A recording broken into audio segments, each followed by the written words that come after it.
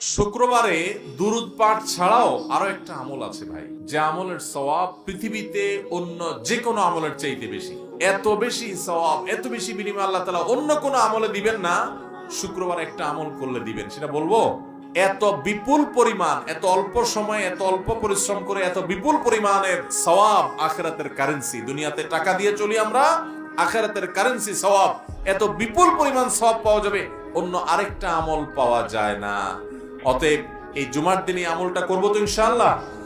এটা যদি কেউ করতে পারে, নবী করিম সাল্লাল্লাহু আলাইহি সাল্লাম বলেছেন, ওই ব্যক্তিকে, এই যে মসজিদে বাসা থেকে ঘর থেকে হেঁটে গেল, প্রতিটা কদম, যতগুলো স্টেপ সে নিবে, যতগুলো কদম সে ফেলবে, এই প্রতি কদমের বিনিময়ে, এক এক কদমের বিনিময়ে 1 বছর নফল রোজা রাখলে এবং তাহাজ্জুদ পড়লে যে পরিমাণ সওয়াব পাইতো সেই পরিমাণ সওয়াব পাওয়া যাবে।